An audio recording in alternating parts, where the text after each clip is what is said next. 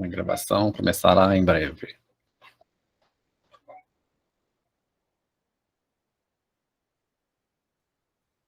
Olá a todos, sejam muito bem-vindos ao nosso seminário Não se Reprima, um café com Freud e Foucault sobre a história da sexualidade. Hoje, dia 1º de fevereiro, agora são 18h42, eu sou Gustavo Spechit, psicanalista, professor, pesquisador, apaixonado pela psicanálise, apaixonado por literatura, apaixonado por filosofia, apaixonado por cinema, apaixonado por um monte de coisa. E estou aqui hoje com o Rodolfo Brandão, meu colega, professor, que vai guiar vocês aí mais pela parte do Foucault, né? E eu estou aqui como representante da área da psicanálise, tomando aí um café, já mostrei aqui nos bastidores a xícara, o café, né? Que a nossa ideia é uma coisa bem informal, né? Um café, uma conversa, né? Falando em deixa eu tomar, diz que esfria e aí fica ruim, né? Debatendo aí as ideias de Freud e Foucault sobre a história da sexualidade, né?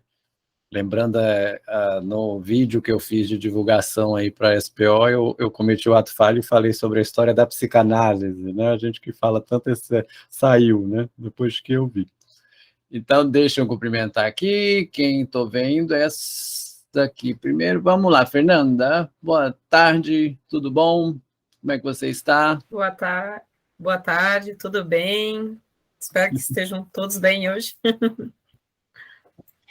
Seja muito bem-vinda, animada? Muito, estava ansiosa para o meu livrinho chegar a tempo. Acabou sim, chegando. Né? Estamos aqui animada. via movimentação lá no grupo. Muito bem, seja muito bem-vinda. O próximo tenho aqui Valdeci. Olha, meu caro, satisfação em revê-lo. Bom, Gustavo, está conseguindo me ouvir? Consigo te ouvir. Como você está? Finalmente ao vivo no percurso. Satisfação falar contigo.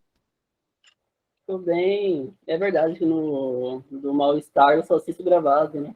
Nunca participei ao vivo. Sim.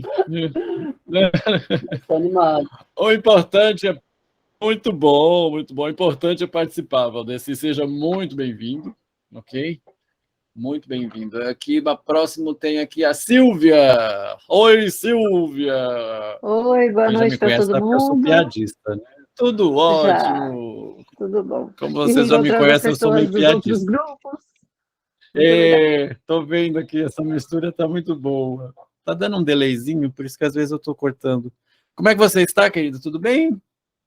Tudo ótimo, graças a Deus, tudo bom. Animada? Esperando meu livrinho chegar também, mas não chegou, igual da Fernanda. Que bacana. Igual da Fernanda. Deram preferência para a Fernanda. Chegou em cima do braço meu livro, chegou agora. Chegou em cima do braço. O meu ainda vai chegar. Muito bom. Muito bom. Aqui nós temos a Nila.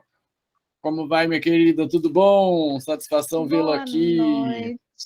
Prazer é meu estarmos juntos outra vez, continuando. Acho que a gente se vê quase todos os dias da semana já. Isso é bom. Sim, é ótimo. Muito legal, muito legal. Aí nós temos aí próximo, Laís. A Laís eu estou conhecendo hoje. Tudo bom, Laís? Como você está? Tudo bem, vocês? Tudo ótimo. Você fala de onde? De Itaperuna. Itaperuna. Assim, é só para deixar registrado, né? Eu perguntei da outra vez. Aqui nós temos, esse é que eu gosto do online, aqui nós temos pessoas de todos os lugares, né? Isso é uma coisa fantástica, né? Como a gente está discutindo, no que a Nila falou, né? Do mal-estar na civilização que a gente trabalha, né? A Silvia também falou. É uma das coisas do noção do Freud lá, né? A questão da tecnologia. Né? Então, é uma satisfação ter vocês aqui de todas as partes, inclusive internacionais. Eu vejo aqui Henrique Timanes. nosso amigo que está em Moçambique, nesse projeto do qual participo, que é uma junção, né, entre Brasil e Moçambique. Então, é uma satisfação tê-lo aqui. Aí, para você, já é bem boa noite, né, Henrique? Boa noite. Aqui já é noite, já estamos quase na meia hora. Sim. Seja muito bem-vindo. Aqui também é sempre uma satisfação recebê-lo nesse nosso intercâmbio. Obrigado. É sempre um prazer Carimbo. destas reuniões. Muito bom. Muito bom, seja sempre bem-vindo. Nós temos aqui essa interação Brasil-Moçambique, pessoal. Então, um grupo de psicanalistas, a Helena Lima, o Christian Dunker, o Geraldino Alves, e do qual o grupo que eu faço parte, nós trabalhamos a formação dos moçambicanos e fazemos essa interação. Então, eles estão presentes aqui hoje, enriquecendo o nosso percurso aqui também pela SPO. Léo, meu amigo Léo, o Léo também já conheço, né, de outros percursos. Como você está, meu caro? Tudo bem? Tudo jóia, Gustavo? Como é que vai? Tudo jóia, muito bem. Animados aí para o café? Muito animados. Né? Já trocamos algumas ideias aí sobre as divergências de Foucault com Freud, né? E vamos ver o que vai dar, né? Agora, na minha tela, já vi todos. Deixa eu ver para trás aqui se tem alguém que eu não cumprimentei. Fernanda, cumprimentei. Sim, creio que já foram todos. Sim. E agora, não sei se consegue me ouvir. Professor Rodolfo Brandão, tudo bem contigo? Olá, tudo certo. Tudo certinho. Boa noite a quem chegou por aí. Mais cedo que a gente bateu um papo informal. Eu estou aqui de câmera desligada por enquanto, porque ainda estou num compromisso urgente de trabalho, não planejado. Estou dentro do fórum aqui, mas espero me liberar em breve para estar completamente com vocês aqui, tá bom? Mas nos próximos encontros estamos aí firme e forte, tá? Sem dúvida. Tranquilo, senhor Rodolfo aí, que é o especialista em Foucault. Vamos fazer aí essa mistura. Muito legal, gosto muito. Gosto bastante. A ideia desse seminário, deixa eu contar para vocês um pouquinho como que nasceu isso e como que tem crescido, veio do Eduardo, e que é uma postagem minha a respeito de Foucault, uma conversa com o Hernani Chaves e o Daniel Mar Pérez, num vídeo, me sugeriu essa junção, né? Por que não falamos, né? Juntamos Freud com Foucault em um seminário, o qual ele deu o nome de Não Se Reprima, fazendo referência à famosa música dos anos 80, que me fez fazer até dancinha, não foi no TikTok, mas foi uma dancinha bem humorada, com esse nome que remete à música, mas se puder depois comentar o que vou dizer pela parte de Foucault, é uma coisa bem forte, porque hoje eu vou começar com vocês a falar um pouco desse termo. Nós vamos falar sobre esse termo repressão, que para a psicanálise é importantíssimo, né? E que acho que, me corrija se eu estiver errado, Rodolfo, acho que ele contradiz um pouco o que o Foucault sugere, né? Então, por que o seminário leva esse nome?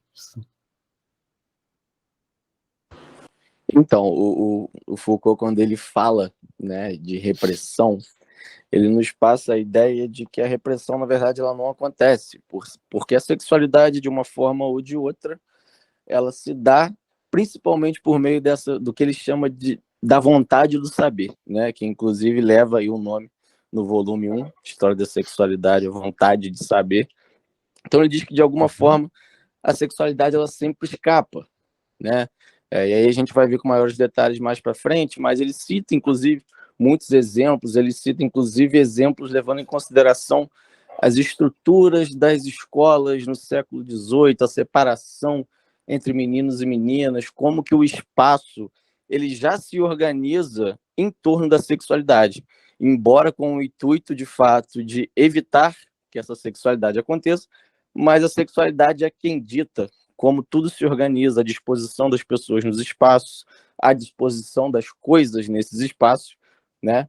Então ele diz que essa repressão não acontece, porque a sexualidade, ela está aí, né? Ela se dá sempre de toda forma, né? Só que, ao nosso ver aqui, aí a gente começa a debater, né? Será que isso diz de uma repressão que não acontece ou isso diz de uma repressão de fato acontecendo, né? Então acho que é aí que já dá um pano para manga aberta para a gente seguir a discussão, né? Exatamente, é só um preâmbulo aqui, né? Só um esquenta, que aí já conseguimos perceber que a ideia de repressão aí tá diferente, né? Algumas ideias convergem, né? Todos sabem que Freud é um pesquisador da sexualidade, e quando a gente fala sexualidade, é importante frisar, como sempre coloca Henriques, a professora Helena Lima, sexualidade não é genitália, sexualidade não envolve somente coito. A sexualidade envolve uma gama muito maior de coisas, como a gente bem sabe, né?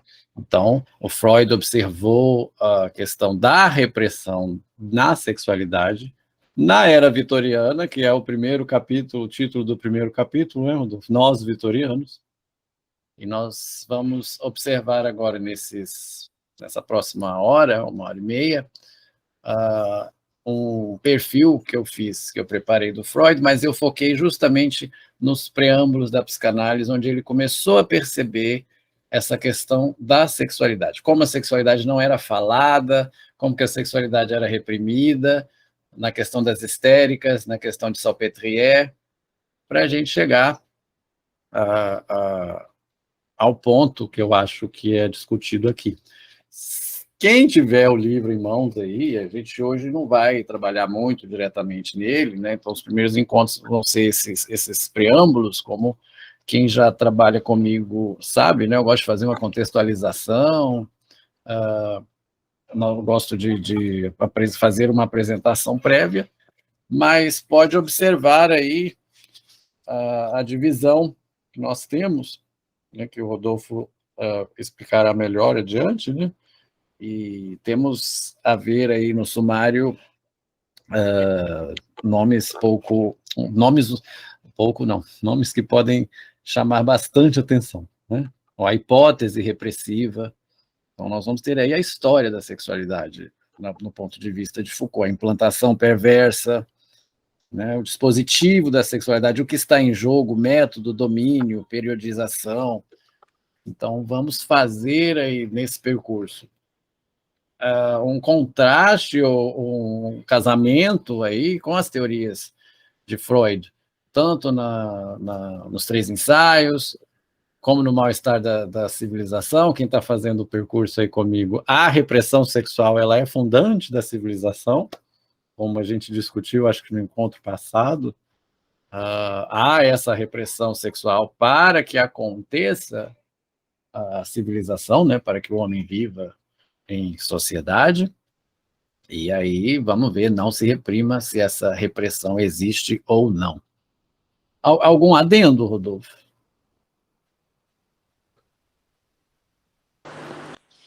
Não. Tudo Tranquilo? certo. Vamos seguindo. Então, eu vou dizer mais ou menos, Rodolfo, sobre o livro, apresentar a proposta do Foucault. Se tiver alguma coisa, você me corrija, por favor. Então, a história da sexualidade, eu acho, é um dos grandes projetos da obra Foucaultiana, né? Dividida em 4 livros. Então, nós vamos começar no primeiro, né? Que é isso que o Rodolfo falou, é a vontade de saber, né? Se vocês olharem aí, quem tiver o livro na contracapa aí, né? Eu vou ler aqui para vocês, para que vocês entendam a dimensão desse projeto, né? Para mim, um dos projetos mais audaciosos nessa área, depois de Freud, lembrando que o Foucault não fala da posição da psicanálise, ele é filósofo, então nós estamos conversando aí com a filosofia, estamos indo nas salas vizinhas. É muito importante a gente ter isso em mente quando a gente vai cruzar as áreas. A pessoa está respondendo de qual lugar? Ela está falando do lugar de psicanalista ou ela está falando do lugar de filósofo? Ela está falando do lugar de psiquiatra, né? Para fazer uma bela junção. Freud, como médico, fala do lugar de médico às vezes, né? Mas principalmente da sua principal criação, né? Então, a questão da história da sexualidade aqui, né, de um ponto de vista filosófico, né? Então diz assim, eu vou ler o que está escrito atrás aqui para contextualizar, né?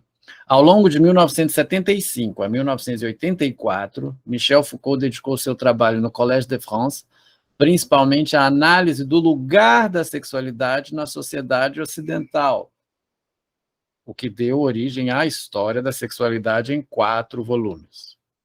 O filósofo empreendeu uma pesquisa histórica que ressaltou como nenhuma outra a importância do sexo e da sexualidade na vida social, desde a Grécia e Roma antigas até a modernidade. Isso casa um pouco com o que o Freud diz, né, quando ele fala da gênese da civilização, no mal-estar da civilização, sobre essa questão, né? Então, vocês sabem muito bem que na Grécia e a Roma antiga, como diz aqui, a sexualidade, o dispositivo sexual era visto de uma maneira diferente, né? Totalmente diferente. O primeiro volume, nós vamos nos debruçar sobre ele, A Vontade de Saber, mostra que a sexualidade não foi reprimida com o capitalismo depois de ter vivido em liberdade. Não foi reprimida. A hipótese é de que, desde o século XVI, processo que se intensifica a partir do século XIX, o sexo foi incitado a se manifestar por uma vontade de saber sobre a sexualidade, que é peça das estratégias de controle dos indivíduos e das populações características das sociedades modernas, fazendo um diálogo aí com o que o Freud coloca em mal-estar da civilização. Controle de indivíduos, né? Então, organização da sociedade. Então, nós temos 3 volumes, né? 4, né? O uso dos prazeres, o cuidado de si e as confissões da carne. Confesso que me falta o 4º para ler. Eu li os 3, me falta o 4º. Ok? Alguém quer comentar alguma coisa? Alguém quer falar de alguma expectativa? Alguém quer trazer alguma pontuação? Tranquilo? Quer acrescentar alguma coisa, Rodolfo? Não. Show de bola. Então, Vamos seguindo. Qualquer coisa eu apareço aí quando for possível aqui para mim. Tudo bem. Se tiver algum problema de convocar assim, você me diz, tá? Não, por enquanto tá tranquilo. Estou na sala de espera aqui, é tranquilo. Eu fico sem saber o lugar que você está. Mas vamos fazer um percurso agora, vamos focar em Freud, tá? Eu trouxe algumas coisas para vocês sobre Freud. Falar de Freud, para mim, eu brinco que é até sintoma, né? Quiçá sintome, de como você citando Lacan, que é uma coisa que me dá muito prazer, me dá muita satisfação, né? E trouxe aqui alguns conceitos para debater com vocês, né? Levando sempre em consideração, e deixa eu tomar um café de novo, porque senão esfria, dessa informalidade que vocês sabem que eu sempre imprimo nesses seminários, nessas aulas, que podem chamar assim. Então, aqui nós não temos muito essa questão de discurso do mestre. Nós temos uma explanação, mas não quer dizer que há aquele cunho de verdade absoluta, ok? Eu fiz uma pequena cronologia aqui, né? Cronologia do Freud. O Rodolfo apresentaria uma cronologia do Foucault, mas a gente altera isso. E a apresentação do texto, eu troquei a ordem aí, mas não tem muito problema, né? E eu gosto muito de deixar sempre uma citação, uma coisa a pensar, essa coisa de professor, né? Essa frase que coloco aqui é do Paul Valéry. Ela me chamou muita atenção quando fiz um seminário com o George Forbes, e ele trouxe essa fala, e essa fala me pegou. Essa fala está no frontispício do Museu do Homem, lá em Paris, e é um lugar muito feio, no centro de Paris. Então, O Paul Valéry foi, não sei se alguém aqui conhece Paris, alguém conhece o Museu do Homem? É uma região muito feia, então era necessário que se chamasse atenção para que as pessoas entrassem e vissem o museu, e aí existe essa inscrição lá, né, que cito agora: depende daquele que passa, que eu seja túmulo ou tesouro. Eu, o museu. Isso só depende de você, amigo. Não entre aqui sem desejo. Desejo, né, que é essa palavra tão importante, né, tão falada na psicanálise. Aí eu trago isso para o início do seminário, para um livro que você vai ler, para qualquer coisa que você vai visitar.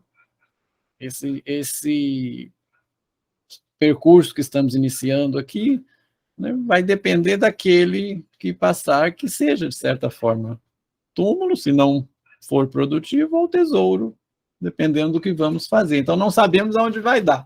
Começamos um seminário, começamos um percurso e nunca sabemos onde vai dar, né? Fazemos um planejamento, porque somos neuróticos, né? Tudo certinho, assim, as datas, por questão didática que seja, mas não sabemos onde vai dar, né? O que vai tocar cada um, o que vai chamar a atenção de cada um, o que vai atravessar cada um, né? Utilizando aí os termos que são caros à psicanálise. Então, não entre aqui sem desejo. O desejo eu acho que todo mundo já tem.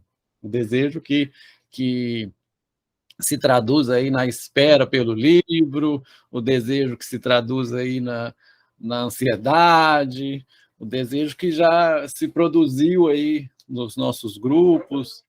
Então, essa parte aí eu já não me preocupo, né? E vamos ver ao final, né, o que vai sair dessa mistura. Ok, então fica aí essa reflexão. Olá, Maria Cecília, tudo bom? Seja muito bem-vinda. Estamos nos preâmbulos. Ok, seja muito bem-vinda. Muito bem. Boa noite. Prazer e satisfação tê-la. Então, aqui vamos começar o nosso café com algumas definições, né? Olha aí a característica de cada um. Eu, como das letras, né, pessoa, eu gosto de ir atrás das definições, explorar as definições. Então, o que me chamou a atenção? O nosso seminário chama-se Não Se Reprima. Como já colocamos aqui, existe esta questão aí da não repressão da sexualidade. Mas o que é a repressão? O que significa esse termo? A repressão é a mesma coisa que recalque. Não vou aprofundar muito aqui nessa questão, porque o tempo me é muito curto, né? Já existem percursos aí a respeito disso. Mas vamos fazer de uma maneira introdutória. Então, eu trouxe definições mesmo, e gostaria que conversássemos sobre essas definições, né? E chegássemos aí a um acordo. Aurélio, então vamos lá no pai dos burros, vamos definir, vamos definir, vamos fazer o trajeto aqui. Então, nós temos... está na ordem trocada, mas tudo bem. Deixa eu ver, então vamos fazer assim. Já que... bom, aí tirou um pouco a ordem do meu discurso, mas não tem problema. Nós temos que repressão, do latim repressione, ato ou efeito de reprimir-se. Muito bem. Aí em psicologia, né, mecanismo de defesa, psicologia ou psicanálise, né, no dicionário está psique como psicológico, né? Mecanismo de defesa mediante o qual os sentimentos, as lembranças dolorosas ou os impulsos desacordes com o meio social são mantidos fora do campo da consciência. Aí nós temos o termo repressão. Eu busquei outros, né? Aqui no Aurélio, no novo dicionário Aurélio, eu tenho essas duas definições para repressão. Sabemos que existem mais, mas o que me interessou focar aqui era o sentido 2. Aí que eu ia perguntar, mas já apareceu aí na tela, né? A isso também damos o nome de recalque. Beijinho no ombro para o recalque passar longe, que não tem nada a ver com isso, né? Aí nós vamos ter recalque. Psicanalistas presentes, vocês já ouviram muito isso, repressão e recalque. É a mesma coisa? Não é a mesma coisa? Qual que é o sentido de não se reprima no título do nosso seminário? É isso que pretendo analisar nessa primeira parte, né? Tá, vamos antes. Alguém tem alguma posição sobre isso? Recalque e repressão é a mesma coisa? É diferente? É questão de tradução? Polêmico. Se eu não te trouxer uma coisa polêmica, não sou eu. Alguém quer comentar? Eu acho que os termos são usados uma hora um, outra hora outro. Eu já vi os dois sendo usados com o mesmo sentido. Sim. Muitos dos textos de Freud trazem isso. Recalque ou repressão, ele vai mudando. Ele vai mudando. Nós vamos ter uma questão que diz o seguinte: a repressão, ela é externa. Vocês já devem ter escutado isso também, né? A repressão é uma coisa que vem de fora, enquanto que, já abro a palavra, enquanto que o recalque é um processo interno, psíquico interno. Então, nós temos que a definição de recalque, né? Recalcamento. O dicionário é muito interessante que ele te leva a perguntar, né? Se você não sabe o que é recalcamento, você vai ter que ir atrás. Nesse exercício filosófico que eu sempre imprimo aos seminários, né? Aí vamos, 2. Rebaixamento da terra ou da parede após a construção da terra ou da parede, após a construção da obra. Eu creio que digitei errado aí, mas tudo bem. Não, rebaixamento. Então tem essa questão desse movimento para baixo. Né? Agora, 3. A exclusão do campo da consciência de certas ideias, então nós já temos aí uma seleção, leio dessa forma, sentimentos e desejos que o indivíduo não quisera admitir, e que, no entanto, continuam a fazer parte da vida psíquica, suscitando, não raro, graves distúrbios. Aqui já colocamos que é um processo psíquico, já temos essa ideia. Isso no Aurélio, tá, gente? Isso no Aurélio, não é em dicionário de psicanálise, não é em dicionário especializado, isso aí no Aurélio. Alguém tinha levantado a mão que eu não vi quem era. Se quiser falar, pode abrir o microfone.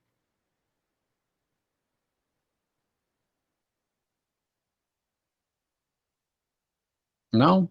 Tranquilo? Eu tinha a impressão que alguém tinha pedido a palavra. Mas vamos seguindo. Ok, então nós temos repressão e nós temos recalque. O que vocês entendem, então? Vamos fazer esse preâmbulo, que quer dizer o título do seminário e que quer dizer Foucault aqui. Porque ele fala, a sexualidade não foi reprimida com o capitalismo. Quem quer falar? Quem quer se expressar? Pensando os dois termos, né, há uma confusão por causa da tradução, né? Eu acho que isso faz com que os dois termos se confundem, mas você coloca muito bem. Repressão é algo externo e recalque está ligado com uma dimensão de representação, né, do significante, representação e afeto. Freud vai usar isso para designar esse mecanismo próprio da histeria. Agora, em relação a essa questão, eu acho que essa diferenciação responde a essa questão do capitalismo, né? Colocaria o recalque, eu abri aqui o ponto, o vocabulário de psicanálise Laplanche-Pontalis, ele coloca o recalque como algo universal, no sentido de que talvez não importe o período histórico que a gente está falando, né? Por ser algo estrutural. Já a repressão tem a ver com diferentes discursos, né? Principalmente a questão da história e do lugar. Tanto, pelo que eu entendi, o Foucault vai para a Grécia, até a modernidade, etc. Então, é isso, exatamente isso. Vamos fazer preâmbulos, né? Muito bom. Alguém tem mais alguma? Eu não vou pontuar muito para não dar spoiler, eu quero ouvir vocês também, né? Alguém mais?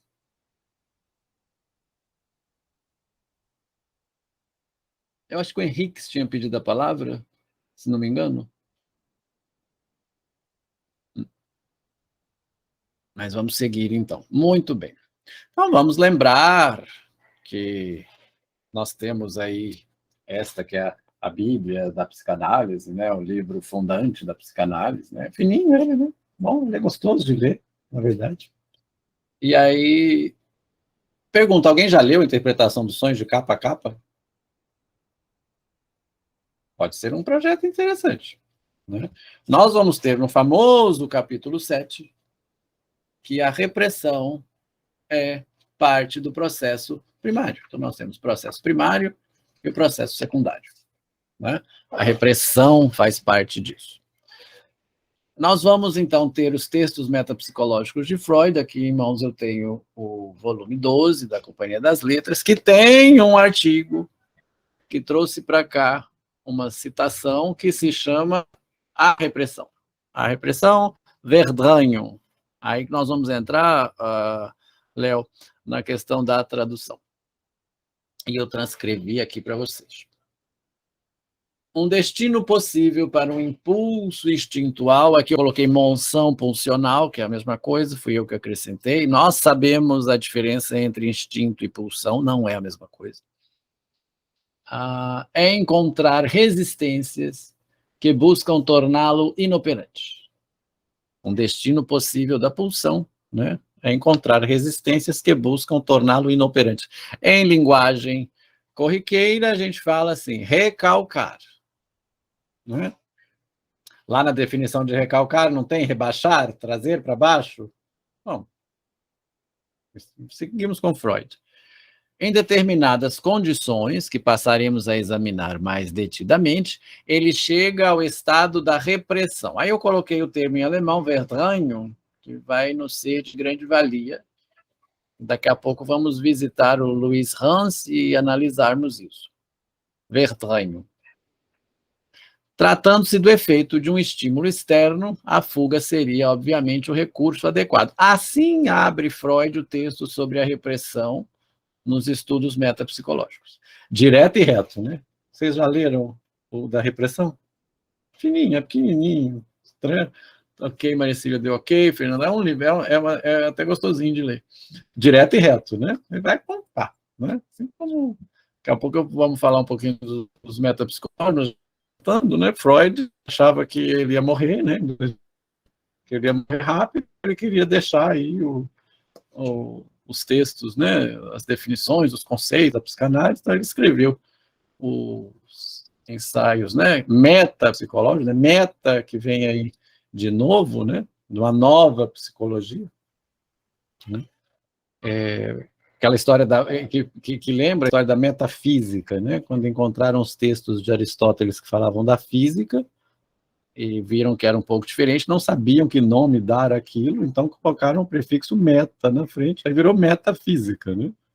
Que é esse termo aí da filosofia, que todo mundo fala muito, que é a metafísica, é uma nova física. Então, metapsicologia. Então, ele está criando uma coisa nova, então ele deu o nome aí de textos metapsicológicos, a dizer, a repressão é um deles, né? A dizer que, eu sempre esqueço a ordem, que é a pulsão, né? O da pulsão, a repressão, o inconsciente, que é o famoso inconsciente, complemento metapsicológico aos sonhos e o luto e melancolia, né? Então, ele é bem direto, são textos que vocês têm que ter em mãos sempre, né? Porque valem ser pesquisados, lidos, relidos em diversas traduções, se possível alguém ler o original, né? Já diz Lacan, acho que no Seminário 7, olha o Lacan aparecendo aqui, ó, eu falei que ele não ia entrar nesse café, mas eu não resisto, né? Um dia, citando citação livre, tá? Não exatamente com essas palavras, que quem quer entrar para essa área pode se arrepender de não se dar ao prazer de estudar o alemão. O do gênero, depois eu trago para vocês a citação. Alguém tinha levantado a mão, eu só escutei. Quem? Deixa eu voltar. Silvia. Oi, Silvia! Não resistou, meu Deus, é uma besta mesmo. Não, eu estava pensando quando você falou da repressão para o Foucault, e quando ele fala que não há repressão, porque a repressão seria mandar alguma coisa para o inconsciente, né? E essa sexualidade ela está presente todo o tempo, né? Mesmo quando ela é reprimida, ela não vai para o inconsciente, né? Ela é reprimida em ações, né?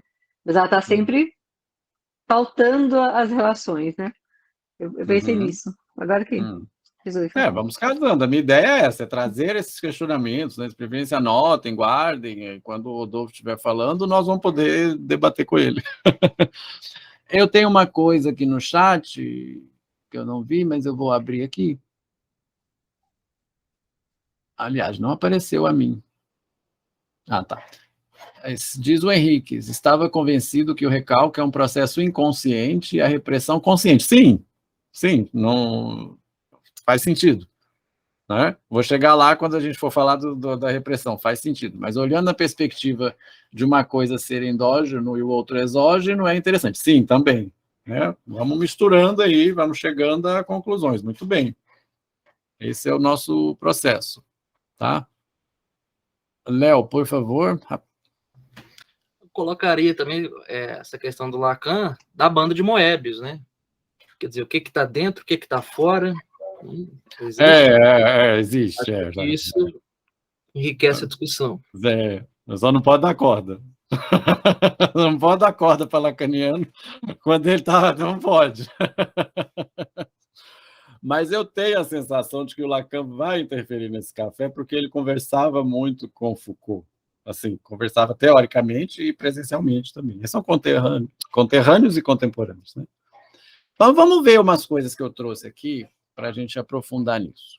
Verdrängen significa em alemão arrastar, empurrar de lado.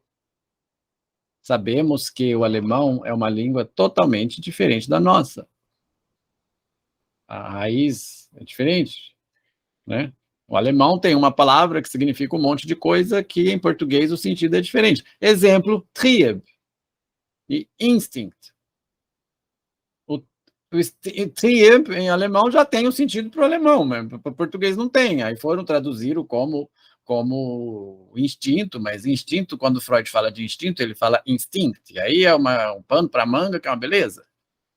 Né? Inclusive, eu tenho um texto muito interessante do professor Richard Simon, quem quiser, é só me pedir que eu envio, que chama Trieb como instinto. Então, só dando um exemplo de tradução. Né? Só dando um exemplo. O alemão, às vezes, nós temos palavras mais diversas, e que para o alemão é uma coisa só.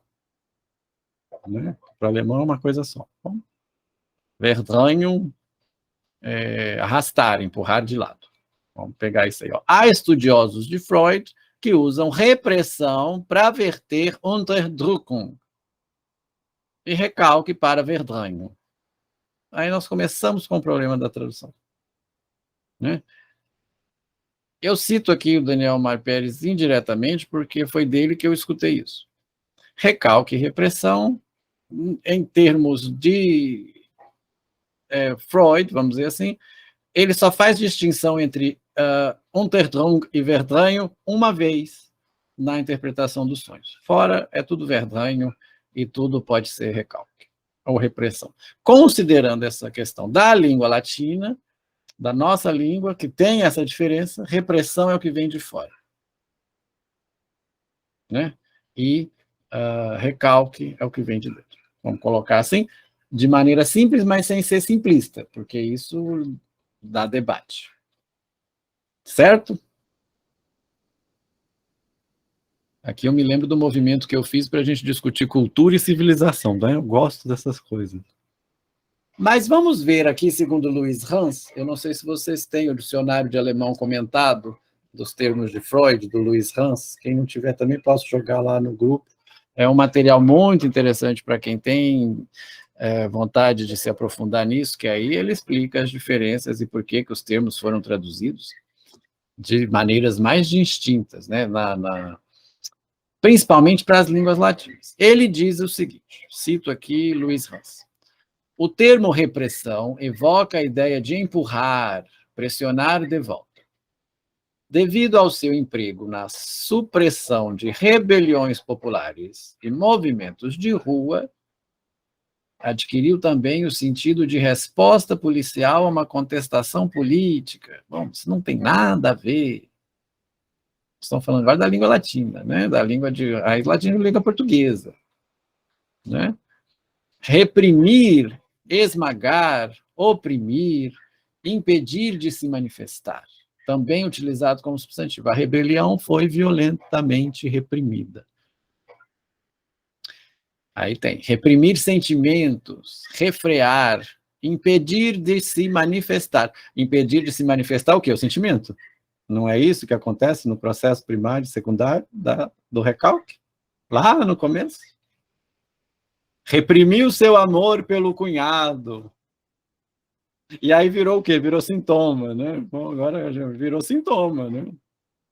Reprimiu a pulsão, né? Reprimiu o seu amor pelo cunhado, aí virou um sintoma. E o que é esse sintoma? Uma dor de cabeça, uma dor de barriga, uma tremedeira, falando assim, novamente, sim, de maneira simples, sem ser simplista, né? Não é? E a pulsão acaba com os 4 destinos, acaba voltando para ele mesmo, acaba sublimando, mas é uma coisa reprimida. Aqui eu poderia perguntar a vocês o que seria o sintoma, né? O sintoma no sentido que é um efeito substitutivo, vamos dizer assim, constitutivo e substitutivo, né? Que é o recalque aparecendo. Reprimiu o ódio que sentiu naquele momento. Nesse ponto, nós podemos considerar que não se reprima possa ser uma alusão a que não tenha esses sintomas, né? A não se coloque nessa posição, né? Express yourself, don't repress yourself. Já dizia Madonna, né? Expresse-se, não se reprime, né? Até que a musiquinha ficou na minha cabeça. Está fazendo sentido o fio condutor aí para vocês? Está fazendo pensar no ponto do não se reprima? Nós vamos falar muito disso, né? Então, a repressão sexual não existe, né? O Rodolfo está aí ainda, talvez. Eu estou citando Foucault, assim, de atrevido que sou, tá? Como para usar, não está no meu lugar de fala. Então, Verdun, não está escrito errado ali, vocês me perdoem, será contrastado. Agora vamos fazer o contraste com os dois. Com o termo repressão, o qual pertence ao português coloquial, repressão. Recalque não é utilizado coloquialmente.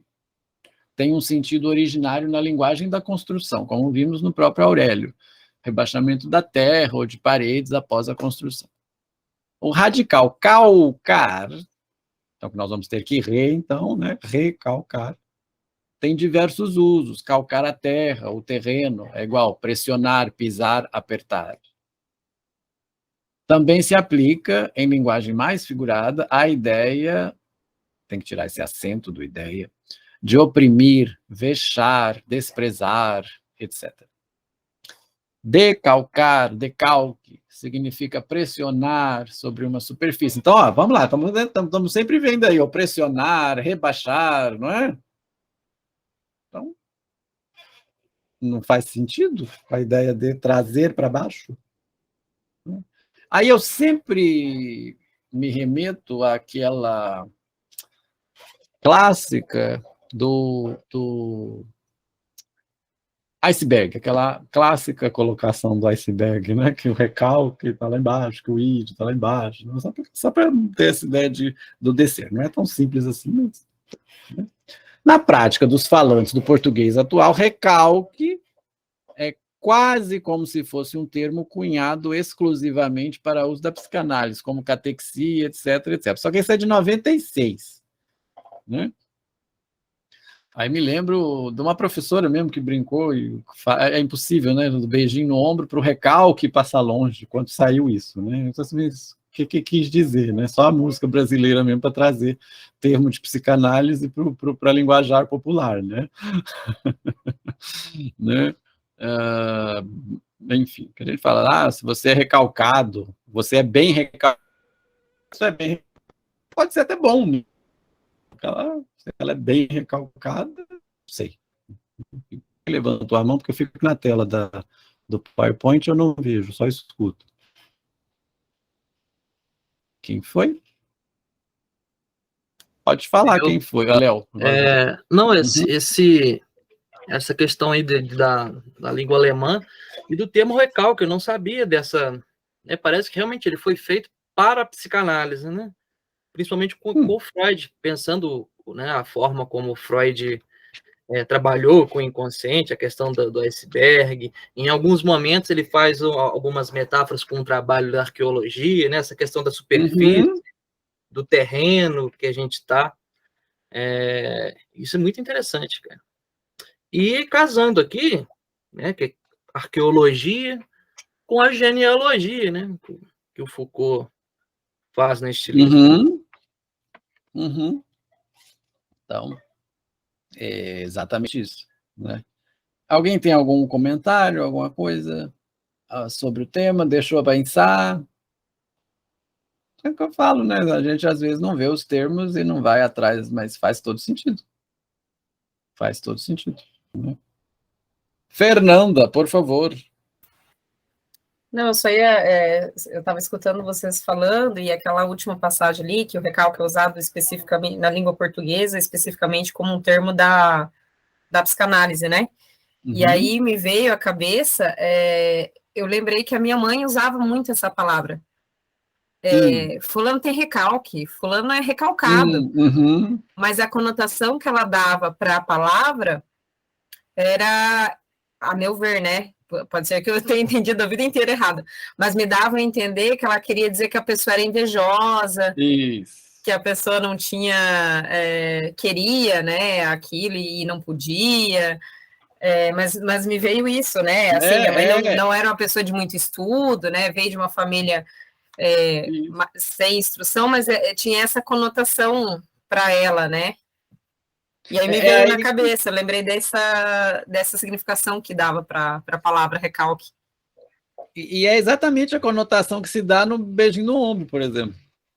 Para inveja passar longe, né? Realmente, é boa lembrança, né? Casou, né? A gente fala, fulano é recalcado. Mas eu fiquei pensando que, assim, não sei aonde que casa essa coisa da inveja com a palavra recalque, exatamente, sabe? Não sei de onde se surgiu que são sinônimos, não sei. É um questionamento meu também, né? Isso que eu disse, que aí pega e usa-se os termos da psicanálise com uma outra conotação, mas realmente, né? E fala-se muito, para a psicanálise, se a pessoa é bem recalcada, isso é bom. Vocês conseguem entender? Porque o recalque não volta, então se não tem o retorno do recalcado, bom, beleza. A pessoa está de boa, né? Esses questionamentos são válidos. São bastante fulano.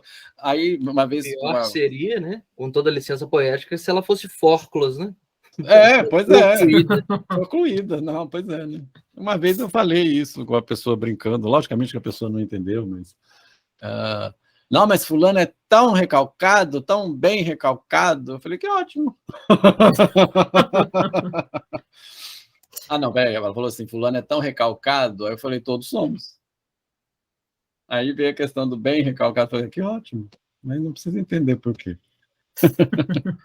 Muito bom, até aí tudo bem, gente? Nossa, eu tenho mais meia hora só, eu falo igual o Homem da Cobra, mas vamos lá. Gente, para quem não me conhece, eu uso alguns termos, algumas brincadeiras, mas, por favor, não me levem pelo lado do politicamente correto, incorreto, esse tipo de coisa, tá, gente? E para quem está vendo a gravação, como eu disse a vocês no bastidor, nós vamos usar essa aula como uma aula no YouTube para juntar, sim, a nós a esta discussão. Os detalhes estão aí na descrição do vídeo. Então, vamos seguir aqui. Não sei se vai ter tempo de fazer tão detalhadamente como preparei, né? E adoro essas inclusões, essas incursões de vocês. Eu preparei aqui para vocês quem fez comigo o estudo sobre a histeria, talvez já tenha visto isso, algumas alterações, né, que a gente sempre revisita o material da gente. da cronologia de Freud, né? Então, vamos ver quem foi Freud, né? Falar de Freud é sempre bom, né? Falar do velhinho é sempre bom, né?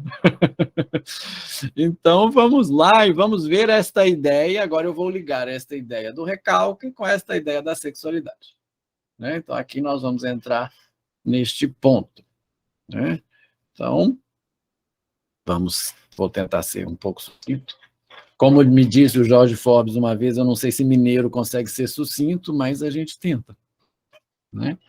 E aí tem essa citação dele, que está lá no Contribuição à História do Movimento Psicanalítico, que é um texto que eu recomendo que se leia, é uma delícia de ler, ele mesmo contando a história do movimento, né? Ninguém melhor do que ele para contar a história dele, né? Assim como a própria autobiografia, fica parecendo pleonasmo, como a autobiografia.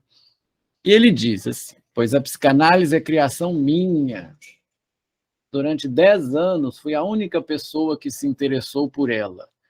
E todo o desagrado que o novo fenômeno despertou em meus contemporâneos desabou sobre a minha cabeça em forma de críticas. Freud estava lá na era vitoriana, começando a falar de sexualidade, começando a falar que criança tem sexualidade. A repressão, acho que vem daí, do oprimir também, né? Vamos lembrar do Hans? Tira a mão daí, senão vou cortar. A repressão funcionando aí, né? No sentido que estávamos falando. Tá? Vê esse ponto. Deixa registrado aqui que gostei muito da ideia do título. Porque deixa pensar isso, que me levou a esse movimento que trago a vocês, né? Essa ideia nos foi lançada em agosto, então nós estamos trabalhando nesse seminário desde agosto. Então teve muita reflexão aí para trazer isso para vocês, né? Que espero faça algum sentido para vocês, né?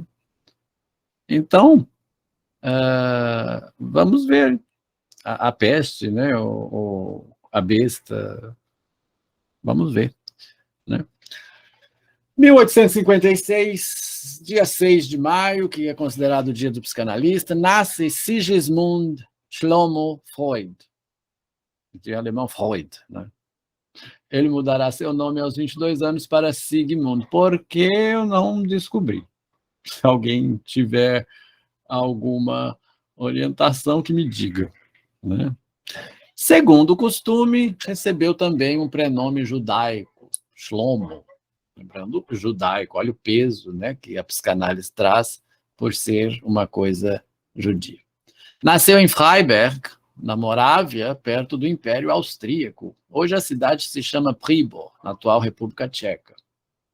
Filho de Jacob Freud, comerciante de lãs, e de Amalie Nathanson, sua terceira esposa. Freud era cheio de irmão, né?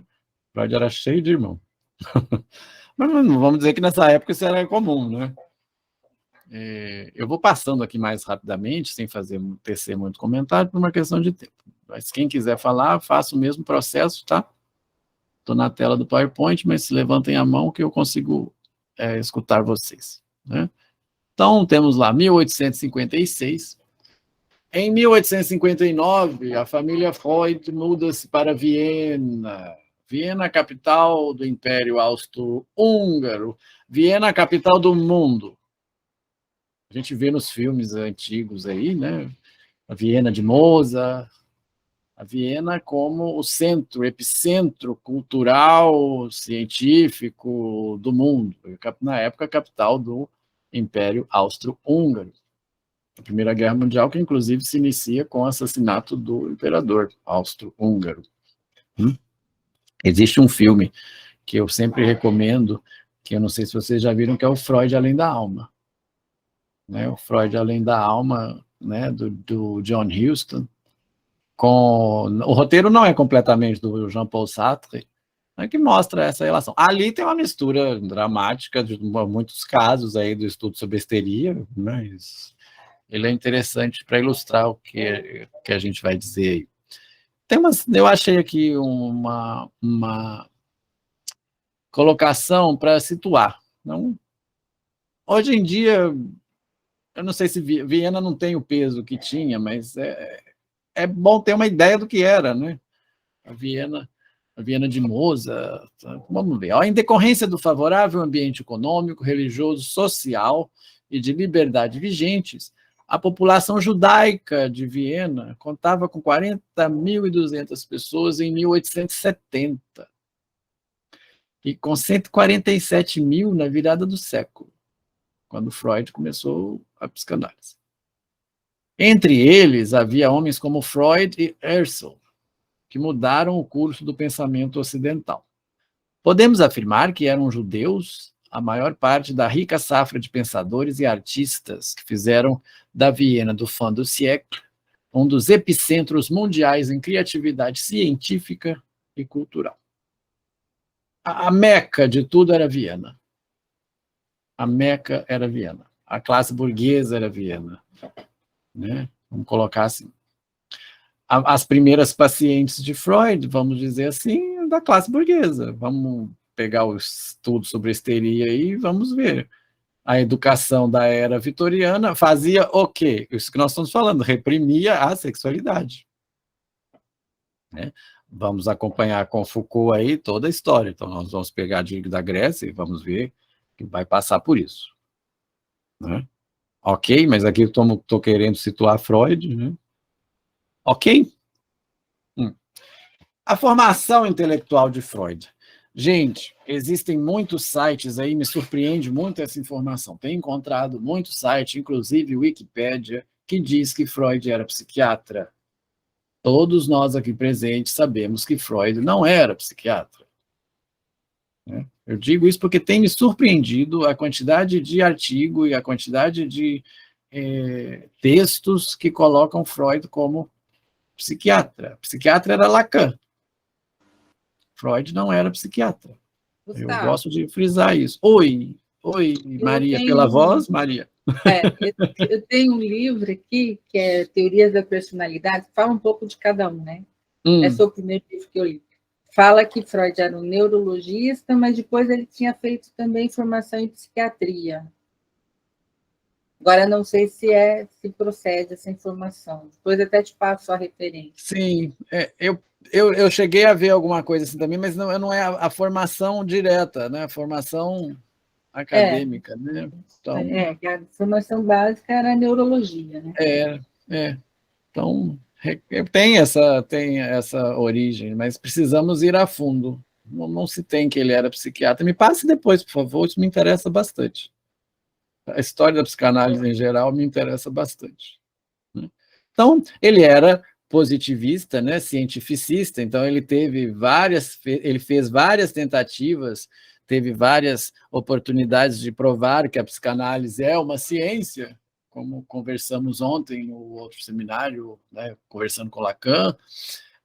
Ele queria isso, que fosse uma Naturwissenschaft, né, ele era positivista, Freud era positivista, mas depois que ele descobriu o inconsciente, viu que a coisa não era bem por aí, né? Então, para ele, a ciência seria a produção suprema do homem, e a única coisa, né, que pode conduzi-lo ao conhecimento. Esse é o positivismo. Né? A física seria o modelo de ciência adequado, né? E seu mestre mais próximo era o Meinert, né? Theodor Meinert, professor de neuropsiquiatria na Universidade de Viena, que foi orientador de Freud. Então, Freud conversou muito com Meinert, com Wundt. Imagina a formação intelectual desta pessoa.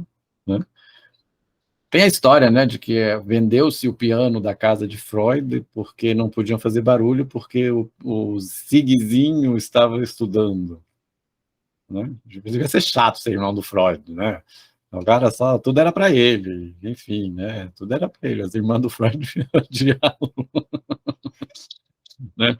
Golden, tem uma questão do ouro, né? Meu menino de ouro, que a mãe dele chamava, né? Então, tem gente que vai falar que o complexo de Édipo vem disso, né? O menino de ouro, Zigzinho de ouro, né? Enfim. Que Freud era obsessivo, a gente sabe, né? Bom, não vai fazer sem me acusar de psicanálise selvagem. Quem não é, né? Em 1874, aí na universidade descobre os preconceitos antissemitas. Nós temos aí já o antissemitismo e conclui que seu lugar é na oposição. Olha que palavra interessante. Freud também era um subversivo, vamos colocar assim, né? A gente fala sempre que Lacan era um subversivo, mas Freud também. Henrique, ligando com o que você nos ensinou ontem, né? O Freud não era o tronco, né? Ele foi o pássaro que voou. Né? Ele não gostava daquele lugar, né? Era um lugar de oposição, né? Então, ele é do contra. E ele começa a acompanhar os cursos de Brentano, né? Franz Brentano. Quem é da psicologia aí? Léo, você é da psicologia. Valdeci também? Da psicologia. Fernanda? Brentano, que era professor do Russell. Aham. Quem mais que está aqui? Pai da fenomenologia. Aham. Então, vocês estão situando aí. Cecília, você é da psicologia também? Não me lembro. Da letras, Gustavo. Da letras, mas eu achei que você tinha psicologia também como segunda, né? Não. Uhum. Mas a minha colega é letróloga, isso aí eu não esqueço. Laís, saíram? Não. Laís, tá aí, querida, porque você é da psicologia? Sim. Então esses nomes aí são bem familiares, né? Gustavo, minha formação é letras, depois tradução, depois comércio exterior, depois práticas integrativas.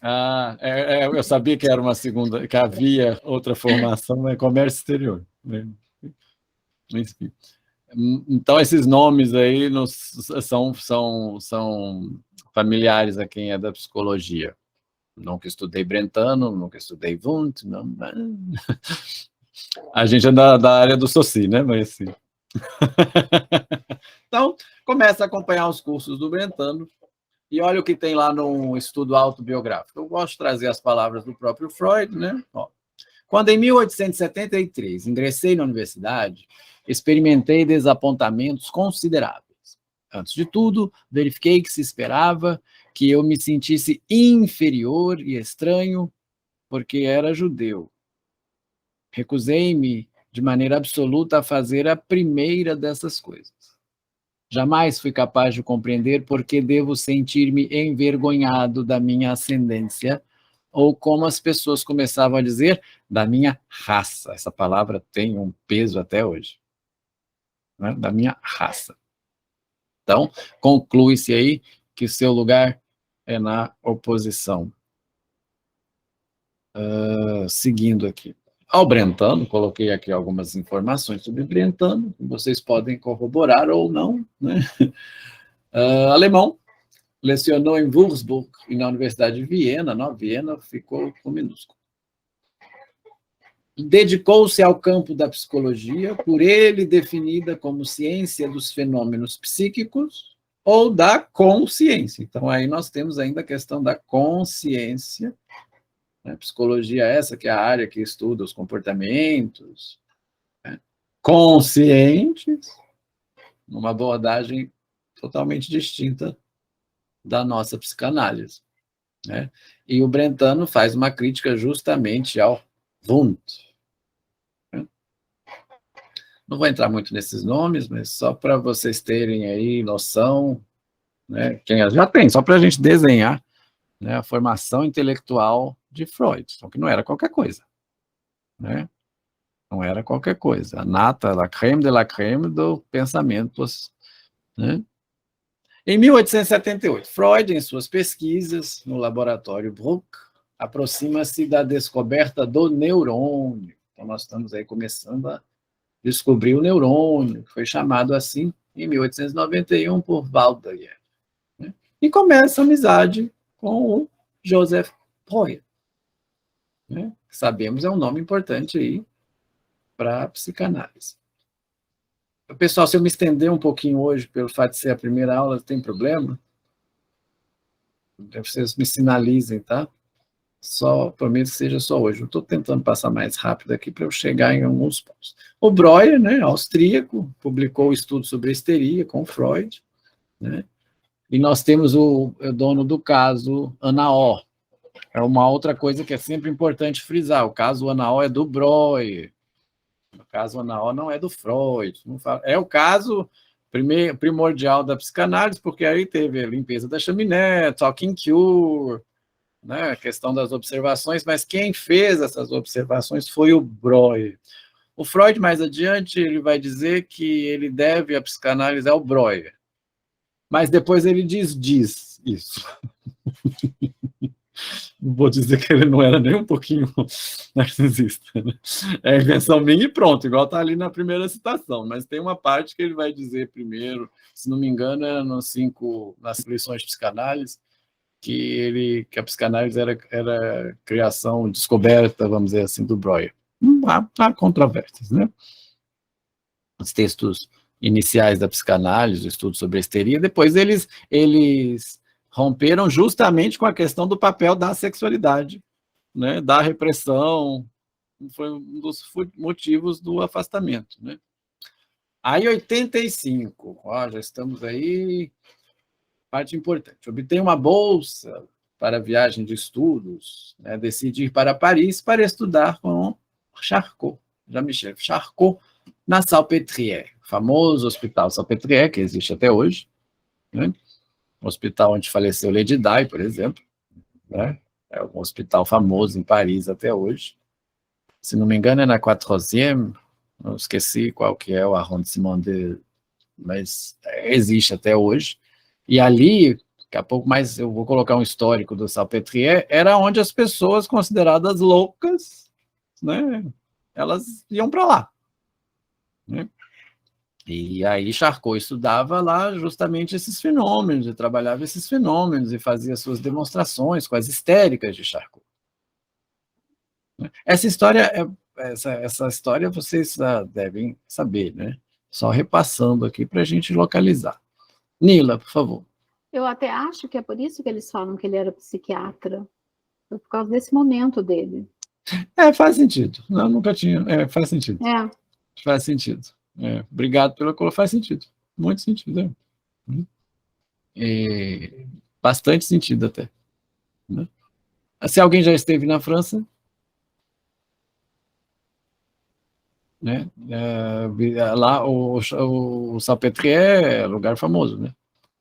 Aí ele começa a observar as manifestações. Eu estava vendo um documentário do Ronaldo Fenômeno. Ele cuidou do joelho na época que ele teve aquela contusão terrível nesse hospital. Em Salpêtrière.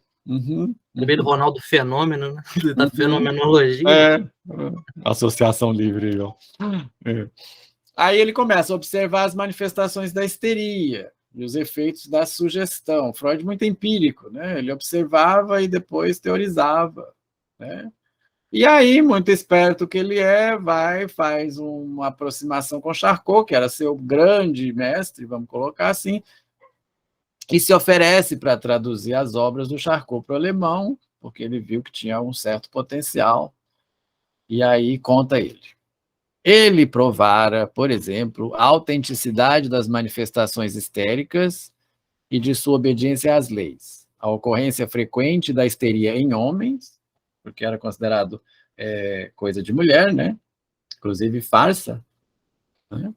A produção de paralisias e contraturas histéricas por sugestão hipnótica, então nós temos aí a hipnose ainda, e o fato de que tais produtos artificiais relevavam as mesmas características que os acessos espontâneos, que eram muitas vezes provocados traumaticamente. Aí ele já começa a observar que há um corpo dentro daquele corpo, da histérica, né?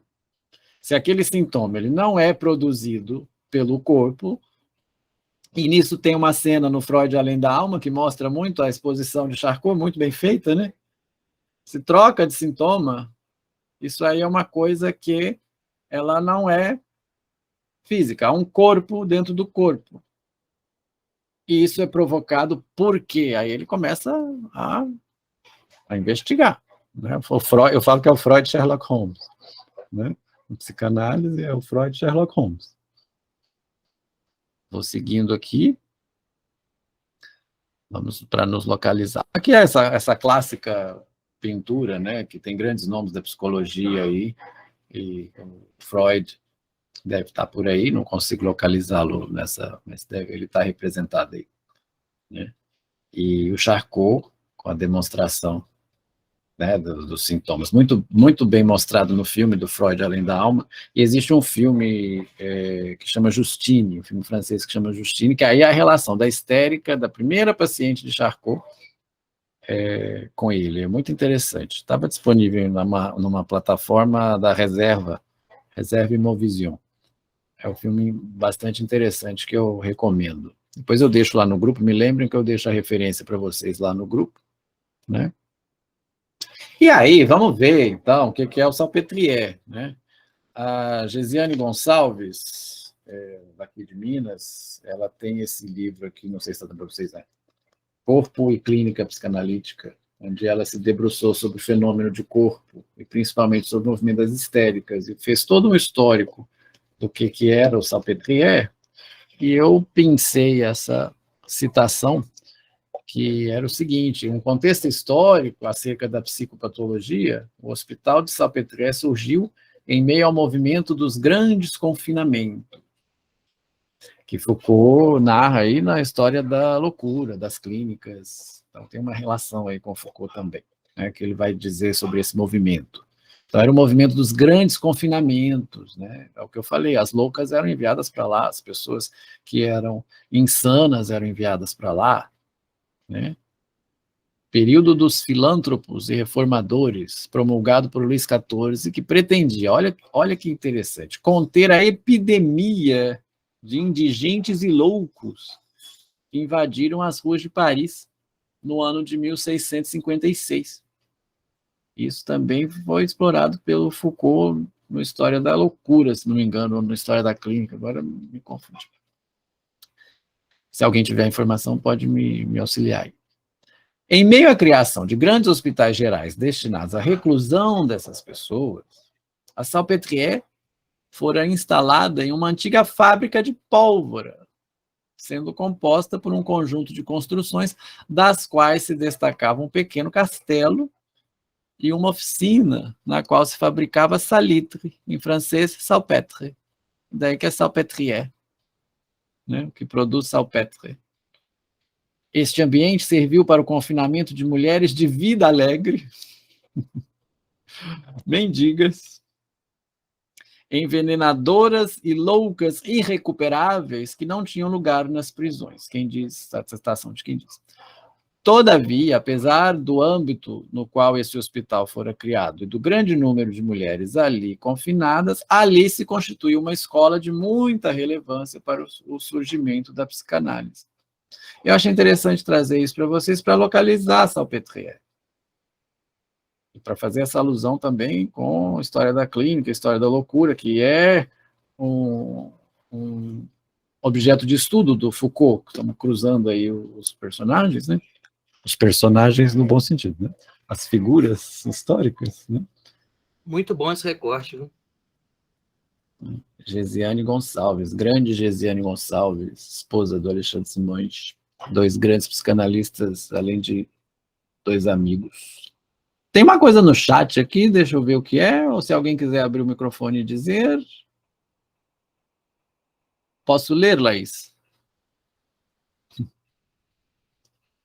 Dando voz. Já li em algum lugar que grande parte dos surtos de histeria da época se deu por conta da publicação dos contos eróticos do Marquês de Sade. Muito bem.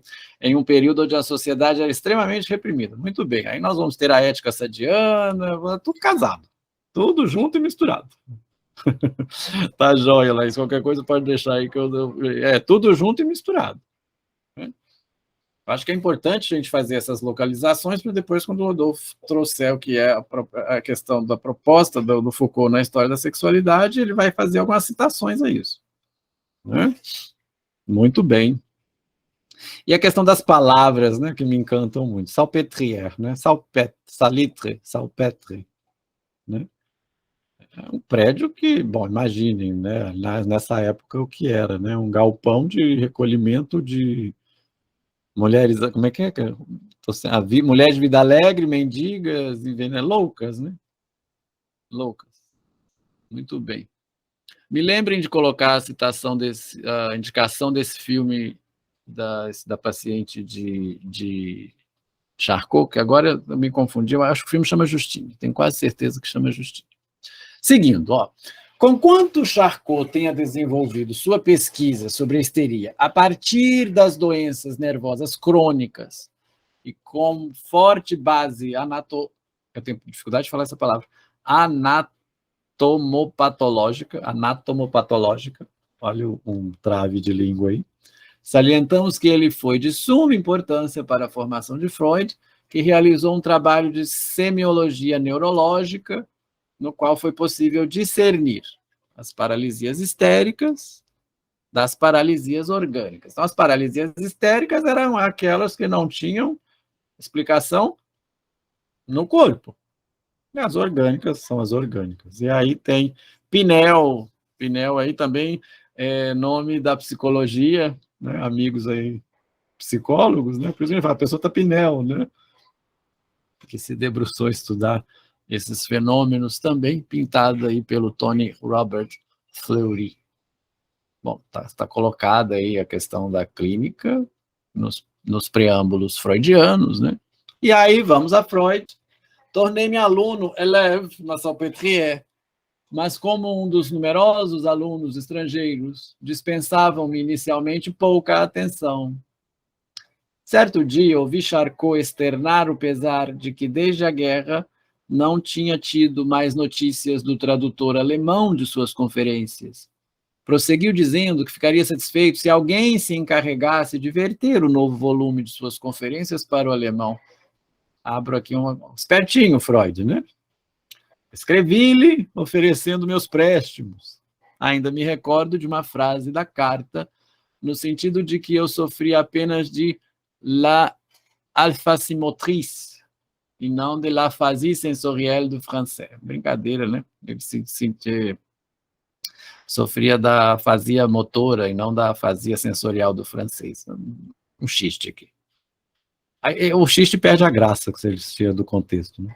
Charcot aceitou a oferta, fui admitido no círculo de seus conhecidos pessoais e, a partir dessa época, tomei parte integral em tudo que se passava na clínica. Bom, Freud é aquele que era segregado, né? Que ele era da oposição, aí ele deu um jeito. E aí ficou aí no seio de tudo que estava acontecendo. Oportunidade boa de observar, né? O que mais me impressionou, enquanto privei com Charcot, foram suas últimas investigações acerca da histeria. Algumas delas levadas a efeito sob meus próprios olhos. Ele provara, por exemplo, a autenticidade das manifestações histéricas e de sua obediência a leis, a ocorrência frequente de histeria em homens, a produção de paralisias e contraturas histéricas por sugestão hipnótica, e o fato de que tais produtos artificiais revelam, até em seus menores detalhes, as mesmas características que os acessos espontâneos, que eram muitas vezes provocados traumaticamente. Palavras de Freud. Então começou a observação. Agora vamos ver. Muitas das demonstrações de Charcot começaram por provocar em mim e em outros visitantes um sentimento de assombro e uma inclinação para o ceticismo, que tentávamos justificar recorrendo a uma das teorias do dia. Ele se mostrava sempre amistoso e paciente ao lidar com tais dúvidas, mas era também muito resoluto. Foi numa dessas discussões que, falando de teoria, ele observou: ça n'empêche pas d'exister. Um mot que deixou indelével marca em meu espírito. Ça n'empêche pas d'exister. Não quer dizer que se não é visto, não quer dizer que não existe. Ou seja, bom, estou lá, vi a demonstração, mas eu não tem nada físico, mas não quer dizer que se não tem nada físico, ça n'empêche pas d'exister. Não só porque você não vê, não quer dizer que, não só que não está ali, que você não consegue ver, não quer dizer que deixa de existir. Já então. Conseguem ver? Que marca que isso deixa para Freud? Conseguem ver o traçado aí, né? Começa a ficar intrigado, né? Ça n'empêche pas d'exister. E ele vai observar muita coisa. Agora nós vamos ver, entre esses mestres, eu coloquei aqui, Aí, em 1885, as primeiras experiências de Freud com a clínica da histeria. Desejava estabelecer a tese de que na histeria as paralisias e anestesias das várias partes do corpo se achavam demarcadas de acordo com a ideia popular dos seus limites e não em conformidade com fatos anatômicos. Aí depois vem representação ou significação do sujeito de linguagem ou inconsciente. Isso aí é porque estava em contexto lacaniano. Enfim, deixa pra lá. Em 86 ele casa com a Marta, né, a famosa paixão de Freud, né, que ele tinha que se dar bem, vamos colocar assim, para poder casar com a Marta, né? Ele tinha que ganhar dinheiro, ele tinha que estar bem estabelecido, porque o sonho dele era casar com a Marta. Então ele casou com a Marta, né? E aí o que acontece? Então, essas ideias resistentes dele, né, essa própria resistência o fez afastar da medicina. Freud que dissecava enguia, né, para ver o aparelho reprodutor da enguia. Então, essa questão da sexualidade e da reprodução estava bem presente quando ele fez isso, né? Vamos a Freud novamente. Eu gosto de trazer as palavras do autor, né? A impressão de que as altas autoridades haviam rejeitado minhas inovações permaneceu inabalável. Vi-me forçado a ingressar na oposição. Como logo depois fui excluído do laboratório de anatomia cerebral e como durante intermináveis trimestres não tive onde pronunciar minhas conferências, afastei-me da vida acadêmica e deixei de frequentar as sociedades eruditas. Me isolei. Aí a gente pode dizer, hoje, para meu bem, né? Porque saiu coisa melhor daí, né? Talvez ele fosse neurólogo, talvez ele fosse outra coisa.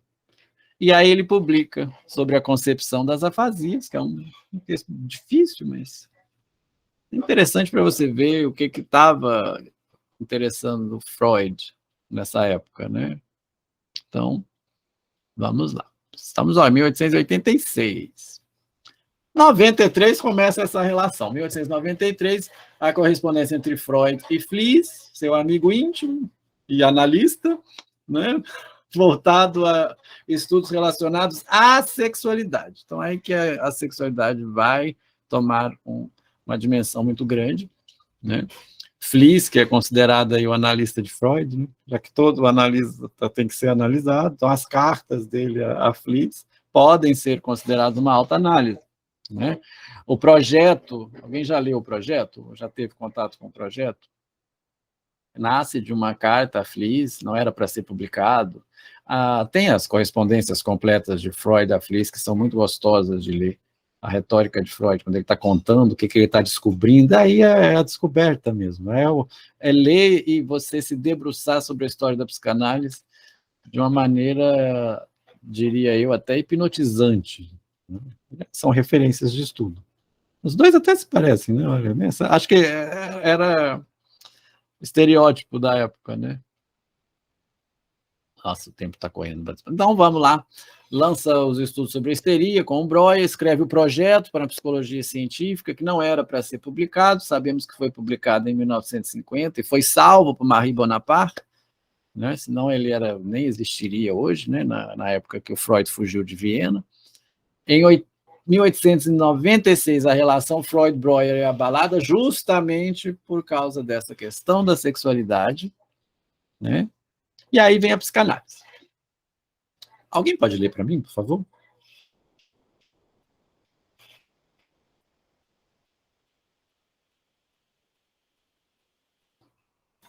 Posso ler?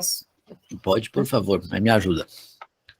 A fase de desenvolvimento que então se seguiu, a transição da catarse para a psicanálise propriamente dita, já foi descrita por mim várias vezes, com tantos pormenores, que julgo difícil formular quaisquer fatos novos. O evento que constituiu a abertura desse período foi o afastamento de Breuer do nosso trabalho comum, de modo que me tornei o único administrador do seu legado. Tinham-se verificado divergências de opiniões entre nós numa fase bem inicial, mas não haviam constituído uma base para o nosso afastamento. Aí é que ele começa a falar, né? Então, a psicanálise é minha, ninguém tasca, eu vi primeiro. Né? Então, aí começa. E aí vamos ter a etiologia das neuroses. Aí começa o que nos interessa, que vai voltar a questão da repressão, que vai voltar a questão do recalque. Né? Espera aí só um minutinho que alguém pediu a palavra, né? Eu vou tentar dar atenção para todo mundo. Cecília, pode ler, por favor? Aprendi então por experiência própria, a qual aumentava rapidamente, que não era qualquer espécie de excitação emocional que estava em ação por trás dos fenômenos da neurose, mas habitualmente uma excitação de natureza sexual. Quer fosse um conflito sexual comum, quer o efeito de experiências sexuais anteriores. Muito bem, isso muito nos interessa. Eu não estava preparado para essa conclusão e minhas expectativas não desempenharam papel algum nela, pois eu havia começado minha investigação de neuróticos de maneira bem insuspeitável. E olha então que aparece, né? Eu não estava preparado para essa conclusão, né? Então me foi surpresa, né? Muito bem, olha, sexualidade, conflito sexual, efeito de experiências sexuais, olha aí que interessante. Né? Léo, por favor, eu vou tentar ser mais sucinto, mas vamos lá. Era justamente disso que eu ia falar, né? Que casa muito com o que o Charcot disse, que estava implícito o tempo todo, né? Era sexualidade. Charcot, naquele momento, a gente até comentou outro dia da história do movimento psicanalítico, né? Que o Charcot meio que intuindo, ele, tipo assim, estava óbvio, mas não queriam ver. Acho que casa muito com o próximo. Da repressão, né? Que foi o motivo. Que foi o motivo também do Brauer cair fora, né? Quer dizer, olha o tabu aí. Eu trouxe essa passagem aqui, que eu acho que é de valia para o percurso da história da sexualidade, até diferente assim, né? Aí ele diz, um dia, isso que você está dizendo, Léo, isso que comentamos em outro percurso, em outro momento, mas aí veja, um dia, quando eu ainda era um jovem médico residente, passeava com Breuer pela cidade, quando se aproximou de nós um homem que evidentemente desejava falar-lhe com urgência. Deixei-me ficar para trás. Logo que Breuer ficou livre, contou-me com seu jeito amistoso e instrutivo, que aquele homem era marido de uma paciente sua e que lhe trouxera algumas notícias a respeito dela. A esposa, acrescentou, comportava-se de maneira tão peculiar em sociedade que lhe fora levada para tratamento como um caso de doença nervosa. Concluiu ele. Estas coisas são sempre secretos da alcova, segredos de alcova. Perguntei-lhe assombrado o que queria dizer e respondeu, explicando-me o termo alcova, leito conjugal, pois não se deu conta de quão extraordinário o assunto de sua declaração me parecia. É isso que você está dizendo. A repressão da sexualidade. Não se pode falar. Né? Secreto da alcova. Segredo de Alcova é um livro do Sade também, né? Segredo de Alcova, já que citou o Sade aí. E prossigamos. Vamos ver. Quão extraordinário o assunto da sua declaração me parecia. Então, vamos seguir. Alguns anos depois, numa recepção em casa de Charcot, aconteceu-me de estar de pé perto do grande mestre, no momento em que ele parecia estar contando a Boardelle uma história muito interessante sobre algo que lhe ocorrera durante o trabalho do dia. Mal ouvi o início, mas pouco a pouco minha intenção foi se prendendo ao que ele dizia. Então vamos à historinha. Um jovem casal de um país distante do Oriente. A mulher, um caso de doença grave. O homem, impotente ou excessivamente desajeitado. Tâchez donc. Então tenta, né? Então tenta. Impotente e desajeitado, não tâchez donc, né? Tenta. Ouvi Charcot repetindo, je vous assure, je vous y arriver. Eu lhe garanto, você conseguirá. Ele era impotente, né? Conseguem perceber a potência disso? Boardelle, que falava mais baixo, deve ter externado seu espanto de que sintomas como os da esposa pudessem ter sido produzidos por tais circunstâncias, pois Charcot de súbito irrompeu com grande animação. Mais donc de ce cas par Elie, c'est toujours la chose génitale. Toujours, toujours, toujours. Mas nesses casos, a coisa é sempre genital. Sempre, sempre, sempre, né? E cruzou os braços sobre o estômago, abraçando-se a si mesmo e pulando para cima e para baixo, na ponta dos pés várias vezes, com a animação que lhe era característica. Eu fico imaginando a cena. Sei que por um momento fiquei quase paralisado de assombro e disse para mim mesmo: mas se ele sabe disso, por que não diz nunca? Mas a impressão logo foi esquecida. A anatomia do cérebro e a indução experimental de paralisias histéricas absorviam todo o meu interesse. Eu vou terminar a passagem, depois a gente comenta. 1 ano depois, iniciara a minha carreira médica em Viena como professor adjunto de doenças nervosas. E em relação a tudo que dizia respeito à etiologia das neuroses, ainda era tão ignorante e inocente quanto se poderia esperar de um aluno promissor recém-saído de uma universidade. Modesto ele, não?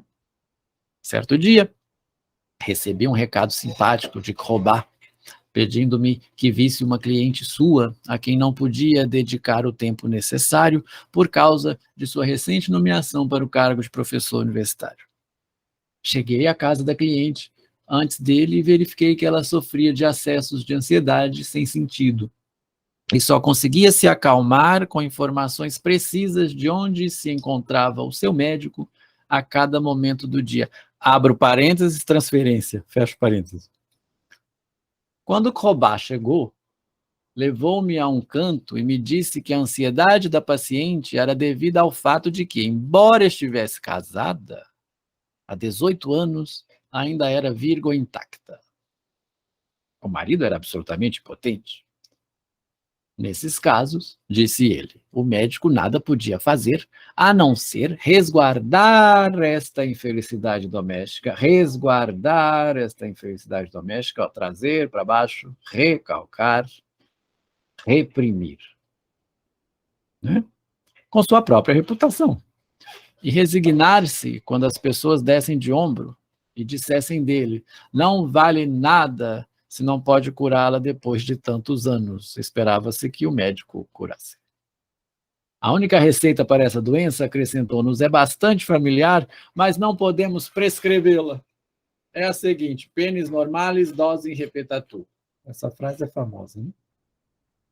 Jamais ouvira tal receita e tive vontade de fazer ver ao meu protetor que eu reprovava o seu cinismo. Pênis normais em doses repetidas. Essa frase é famosa. Viram aí a maneira como ele começa a observar a repressão e ele fala com cinismo. Então, por que ele não fala? Né? Nem que você fica com a reputação porque você não vai curar, mas o problema é, né? É secreto d'alcool. Né? Então, eu acho que essa passagem aí está até de um formato diferente, porque eu casei de outro percurso. Ela pode ter a ver, né? Não se reprima. Não se reprima. Se você reprime, você vai ter sintoma, você vai recalcar, voltando ao assunto do começo, né? Trazer para baixo.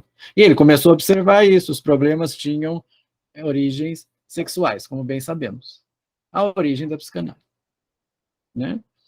E aqui estamos falando das histéricas, da etiologia das neuroses, bem nos primórdios. Alguém quer comentar?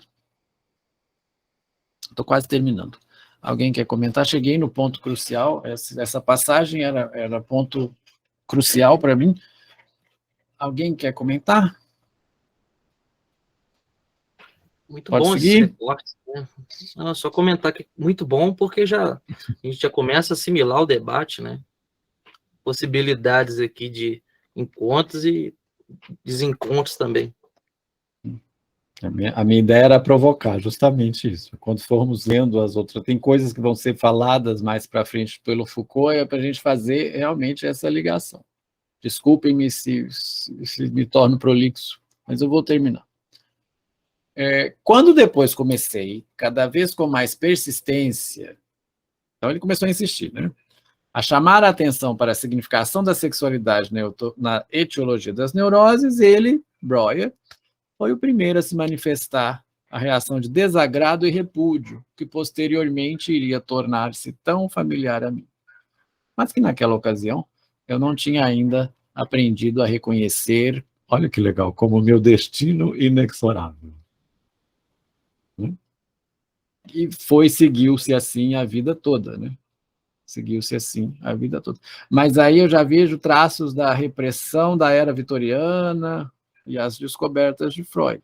Que não, olha, eu particularmente penso que estamos numa era vitoriana diferente, porque apesar da sexualidade, do sexo estar tão em evidência, ele não está tão não reprimido assim, não. Não sei se vocês concordam comigo, mas é assunto para pensar.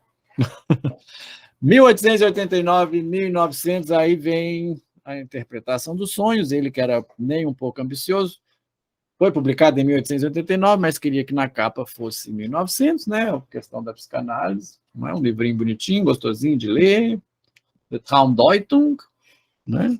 E a publicação marca o início do novo século. E aí começa o divisor de águas. A publicação da interpretação dos sonhos, como vocês sabem, é o divisor de águas. Em 1902, as reuniões de jovens médicos em torno de Freud, em Viena, começam a dar atenção, então, às suas teorias, ele começa a ficar mais, vamos colocar assim, popular, né? Mas aí aparecem os famosos efeitos de grupo, né? Tudo junto, mas grupo, quando junta, não costuma dar bom. Né? E aí começa a haver grupos em Zurique, a psicanálise suíça, em outros países, e aí vira uma epidemia psíquica entre os médicos. Pensa aí, em 1900, né? Seria mais ou menos como foi nos anos 90, a questão do calmante, né? Da geração Prozac, viram as modinhas, essas invenções. Só para fazer um comparativo. Meio bobo, mas um comparativo, né? Então, aí vamos seguindo. Aí nós temos a formação da psicanálise. A questão da repressão que eu queria chegar era aquele ponto. Aí nós temos, né, os nomes. O Brill, o Ernest Jones, Ferenczi, sentados. Temos o Freud, o Stanley Hall e Carl Gustav Jung, que era o príncipe da psicanálise. Foi a decepção de Freud, né? Ele queria, pelo fato, né, dele ser nobre, Freud judeu, né, levasse o nome da psicanálise adiante. Mas sabemos o que aconteceu, né? Mas eu vejo um pouco de decência nisso. Um pouco não, vejo muita decência nisso. Eles começaram a se divergir, o Jung criou uma outra coisa e deu outro nome, né? Então, exatamente a psicologia analítica. Vocês já viram o filme Um Método Perigoso? Muito bom, né? Freud, Jung e a Sabine. Então, temos aí essa fotinha. As quartas-feiras são dias importantes para a psicanálise por causa das reuniões das quartas-feiras, né? Por isso que escolhemos a quarta-feira para o nosso seminário, né? E aí, 1905, ponto crucial, 3 ensaios sobre a teoria da sexualidade. Né? Aí Freud começa a falar que criança tem sexualidade, as fases psicossexuais, as aberrações sexuais, né? A questão da perversão, a questão do objeto, acho que isso interessa bastante. A questão do homossexualismo, perdão, quase falei homossexualidade, mas porque eu ia dizer que não é como doença, né? Homossexualismo não é como doença, é somente uma escolha de objeto. Ele fala dos desviados, mas por que ele fala isso? No sentido de desvio de objeto. Né? Que aí ele vai falar também depois do fetichismo, das diversões, né? Das diversões, no sentido de divergir. E aí, a publicação dos xistes e sua relação com o inconsciente. Ao mesmo tempo, Freud escreveu 2 livros totalmente opostos um ao outro. Conta a história que numa mesa ele escrevia um e na outra ele escrevia o outro. Bom, tem alguma coisa errada com esse homem. Ou muito certa, né? Errado somos nós. Um gênio, eu acho.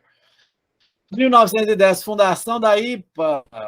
Epa, fundaram a IPA. Ixi, que confusão. Né? A IPA que está aí até hoje, né? International Psychoanalytical Association, e o Jung se torna presidente da IPA. Agora eu vou mais rapidinho, que eu só fiz uns pontuações aqui. Né? Fundamos a IPA, que sabemos muito bem o que é até hoje. 1913 rompe com Jung, e aí, em 1915, a publicação dos já citados textos metapsicológicos, entre março e maio, né? Freud achava que ele ia morrer, ele tinha que deixar, né, seu legado, que são esses textos aí, e tcharam, aqui está o recalque. Né? O recalque, o inconsciente, então, aí está o recalque. Então, ele teoriza sobre tudo isso que descobriu lá com Charcot, lá com Breuer, né? Cuja intenção era clarificar e aprofundar as hipóteses teóricas sobre as quais um sistema psicanalítico poderia estar fundado. Então, estamos... 1920, outro divisor de águas, que é o Além do Princípio do Prazer. Quem tiver interesse em se debruçar sobre o Além do Princípio do Prazer, convido a ir ao meu canal, e lá tem, eu estou devendo terminar um estudo e uma leitura coletiva que fiz sobre o Além do Princípio do Prazer, que é crucial porque ele introduz a teoria da pulsão de morte, e aí foi a confusão, a reviravolta total da teoria psicanalítica, né? Não vale muito entrar em detalhes aqui, podemos fazer isso em um outro momento. E em 23, ele descobre o câncer. Imagina o que é um câncer na boca. Conta-se que mais de 30 cirurgias, né, descobriu um câncer na boca. Falei muita sujeira. Não tem um texto que ele fala muito assim, considerava que o que eu falava era sujeira, algo tinha que recair sobre a minha boca. Eu não me lembro aonde que tá, que eu vi isso, não sei se é citação direta, mas E o charuto não tinha efeito nenhum, né? Às vezes um charuto é somente um charuto. Não, eu fumava igual um dragão, né? Não tinha efeito nenhum. Mas tinha que trazer uma poesia psicanalítica, né? Não posso citar a fonte, porque realmente não sei onde. E aí publico eu, isso, o id, o ego, vocês preferem, né? Que aí vai introduzir a segunda tópica, que aí sabemos o que é, né? O que representa na história da psicanálise. Para nosso ponto aqui, acho que o que interessa é mais a questão da repressão, né? Aí, olha, esse aí que me é muito caro, né? Vocês sabem, vocês que estão aí sabem, né? 1930, né? Estamos aí fazendo o percurso aqui pela SPO, lendo este maravilhoso texto que chama O Mal-Estar da Civilização, que foi escrito em 29. Eu pus mais detalhes aqui porque eu acho que é importante trazer, e vocês que estão no seminário também podem concordar e ver o ponto de ligação. É o antagonismo entre as exigências pulsionais e as demandas da civilização. Né? Colocamos aqui, deixa eu pegar o Foucault de novo aqui, como está aqui atrás. Nossa, gente, eu passei muito tempo, mas vocês me perdoem.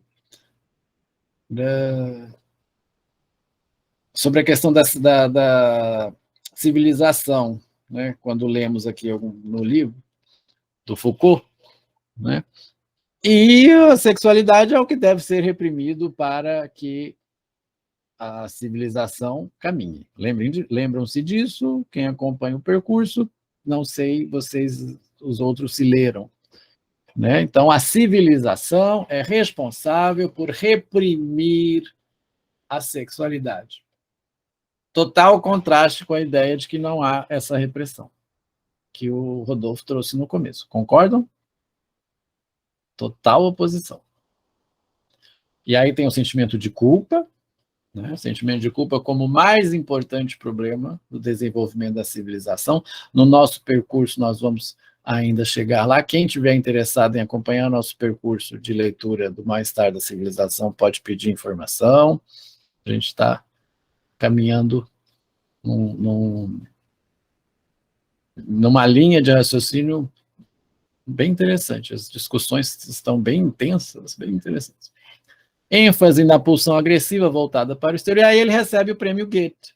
Ele não vai receber o prêmio Goethe, que é o prêmio de literatura, que ele... o único prêmio que ele ganhou na vida, mas que ele merecidamente, porque é um texto belíssimo, a retórica freudiana é belíssima, o prêmio Goethe é o maior prêmio de literatura da língua alemã, e ele manda a Anna Freud receber, e tem um discurso dele muito bonito. Ele já estava incapacitado de fala por causa do câncer. Mas o charuto é somente um charuto, né? Aí essa parte já começa a ficar triste, né? Quando começa a ver os documentários sobre o Freud, começa essa parte aí, em 1933, no dia 10 de maio, os nazistas queimam os livros de Freud em Berlim como sujeira, porcaria judaica, ainda fazem a suástica, e ele fica muito tocado com isso, muito, dizem alguns biógrafos, deprimido com isso, nada mais justo, né? E uma vez perguntaram, quando contaram a ele, que estão queimando os livros, e ele disse, ainda bem que são os livros. Podia ser eu, né? Ainda bem que são os livros, foi só isso que ele respondeu. E aí eu acho que começa a parte aí do declínio mesmo, esse grande homem, pelo qual eu acho que todos nós que trabalhamos com psicanálise, se não somos, deveríamos ser apaixonados, né, no bom sentido. Aí, em 1938, ele se muda de Viena para Londres. Aqui é a casa, né, a famosa fachada da Bergstraße, né, marcada já com a suástica. Não sei se dá para vocês perceberem aí que ela já está marcada com a suástica, né, um terrível, momento terrível. E aí ele foge para Londres, né? A história vocês sabem.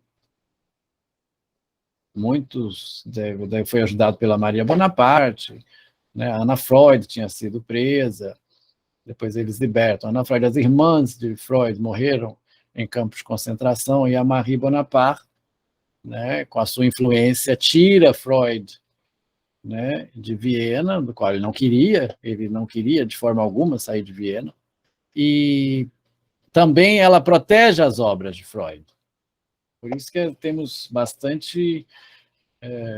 tem bastante material até hoje, inclusive agora no Congresso americano, eles estão liberando textos inéditos de Freud que estavam, né, guardados, e ela protege, principalmente o projeto. Nós temos o projeto até hoje porque ela salvou o projeto. Diz a lenda que o Freud queria queimar o projeto. Ele entregou muito texto para Marie Bonaparte, que até os protegeu em alguns sacos plásticos, caso afundasse, caso alguma coisa assim, não se estragasse. Então, nós devemos muito à psicanálise estar aí, boa parte a Marie Bonaparte, e a retirada de Freud de Viena por ela, que usou sua influência aí no meio, né, nobre, para poder, inclusive, se arriscando, né, arriscando o próprio pescoço, né, para salvar o Freud, e consegue. Né? Conta a lenda, agora nós vamos ligar a Lacan. Não resisto. Conta a lenda que Lacan fica muito sentido com Marie Bonaparte quando ela dá um jantar a Freud na casa dela em Paris e não o convida. Conta a lenda que Lacan mandou a sua tese a Freud, que nem respondeu. Fatos e fofocas da psicanálise.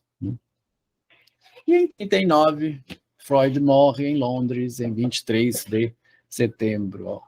Isso está no museu lá de Freud. Le célèbre Freud est mort ce matin.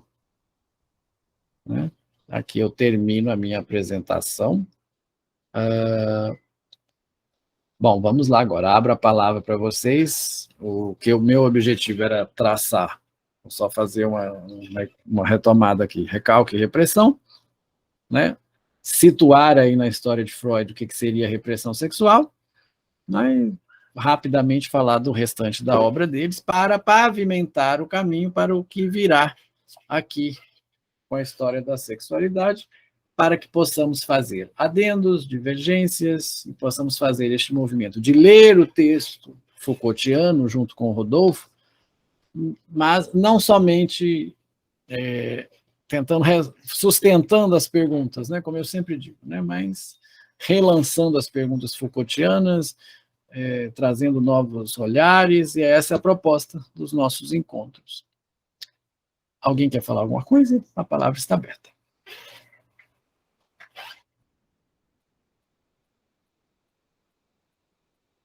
Não? Fica para o próximo encontro. Ah! Vai ficar no vácuo, mas também me prolonguei bastante, vocês me perdoem. Expectativas, eu queria escutar um pouquinho. Achei interessante o final aí, né, que é essa questão do nazismo, queimando os livros de Freud. Eu acho que, né, essa imagem deles queimando os livros, elas falam muito, né? Uhum. Entendendo que Freud como um homem que sempre cultivou dúvida, né? Sempre, acho que isso faz parte da sabedoria, né? Sempre cultivou incertezas, sempre foi um homem da ciência, né? E do outro lado, os nazistas, né? Cheio de certezas, e acho que isso dialoga muito também com essa questão da repressão, né? Quanto ela pode se tornar perigosa. Uhum. Hoje em dia, eu acho que temos um pouco difundido na sociedade o discurso do não se reprima, né? Express yourself, don't repress yourself, inclusive com questão da sexualidade, né? Há de se conversar muito sobre isso aqui. Ele cita Freud várias vezes, então vamos ter oportunidades aí de interagir, de debater. Mas na questão ele chama de dispositivo, né? Foucault chama de dispositivo de sexualidade, né? É bem interessante isso. Deem uma passeada, né, no livro, quem tiver, eu mandei o PDF aí para vocês podem dar uma passeada. E me permitam, então, terminar, só para deixar um gancho, lendo a orelha aqui, rapidamente, né, para a gente poder se situar, depois dessa colocação, né, dessa apresentação sobre a história de Freud. Diz ele: A Vontade de Saber é um livro ousado e surpreendente por mostrar com brilhantismo que, diferentemente do que em geral se pensa, a sexualidade não foi reprimida com o advento do capitalismo, depois de ter vivido em liberdade de palavras e atos. Então já temos aí, não foi reprimida. Segundo Foucault, a sociedade capitalista não obrigou o sexo a calar-se ou a esconder-se. Bom, não sei. Ao contrário, desde meados do século XVI, processo que se intensifica a partir do século XIX, com o nascimento das ciências humanas e, sobretudo, da psicanálise, olha nós aqui. O sexo foi incitado a se confessar, a se manifestar. Então, ele vai comparar a questão do analista com o padre, com o dispositivo da confissão, vai ter tudo isso aqui, né? Essa proliferação de discursos não tem existência lateral ilícita, pois é justamente o poder que nos convida a enunciar nossa sexualidade. Aí o Foucault tem muita questão da genealogia do poder também. O Rodolfo vai explicar melhor para vocês. Enunciar nossa sexualidade por meio de instituições como a igreja, a escola, a família, o consultório médico, e de saberes como a demografia, a biologia, a medicina, a psicologia, a psiquiatria, a moral, a pedagogia, a psicanálise eu estou incluindo. São saberes, né? Além disso, essa produção discursiva não tem fundamentalmente o objetivo de reduzir ou proibir a prática sexual. Eu vou lendo e vou pensando. Estou fazendo assim, né? Ao contrário, é a própria sexualidade que é produzida, e não só a sexualidade normal, entre aspas, heterossexual, familiar, mas a figura dos desviantes sexuais. Aqui é interessante casar com o primeiro ensaio, né? Chamado de as aberrações sexuais, né? E não estamos falando de homossexualidade como aberração sexual, estamos falando das outras filias, né? Assim, vejam, a negação da hipótese repressiva não significa a afirmação de que o capitalismo teria inaugurado um período de libertação sexual, mas que uma vontade de saber sobre a sexualidade é peça essencial das estratégias de controle dos indivíduos e das populações. Era o que eu tinha lido anteriormente, que estava na outra capa, que eu casei com o mal-estar da civilização. Isso são ligações minhas, tá? Se vocês discordarem, só dizer. Estratégias de controle, o Foucault trabalha muito isso. Pensado como uma introdução geral aos temas a serem desenvolvidos nos livros seguintes, A Vontade do Saber integra o grande projeto de uma arqueologia dos saberes sobre o homem a uma genealogia dos poderes que vê a sociedade contemporânea como uma sociedade de controle. Nesse sentido, esse livro é essencial para a compreensão de como o método genealógico de Foucault relaciona poder e saber em sua análise dos dispositivos de controle, e gosto da última palavra, e sujeição. Roberto Machado, professor titular aposentado do Departamento de Filosofia da UFRJ. Muito bem, esses são os nossos próximos capítulos. Espero que tenham ficado instigados. Abrirei a palavra novamente, mas alguém quer comentar? Dizer o que espera? Fazer um fechamento aí? O próximo encontro é daqui a 15 dias, né, pessoal? O nosso próximo encontro é daqui a 15 dias, sempre de maneira quinzenal. A vocês que estão acompanhando o Mal-Estar na Civilização, nós vamos intercalando. Né? Só aguardo vocês amanhã, que a gente tinha combinado, né? Então vou ver mais amanhã, mas depois vamos fazendo intercalados, terminando aí a nossa leitura. Na aula que vem, então, o Rodolfo vai expor a vocês um pouco sobre o Foucault. Infelizmente, ele não pôde estar presente o tempo inteiro. Desculpa vocês aí por prender vocês 1h09 a mais, mas espero que tenha sido de valia. Muito bem? Certinho a todos? Muito prazer rever todos vocês, recebê-los aqui. A vocês que eu conheci hoje, Laís, o meu grande abraço. Henrique, Stimani, muito obrigado por estar presente aí de Moçambique. Valdeci, meu caro, satisfação em tê-lo aqui, né, online dessa vez. E até a próxima. Auf Wiedersehen. Tchau, tchau. Auf Wiedersehen. Auf Wiedersehen. Bis morgen. Bis morgen.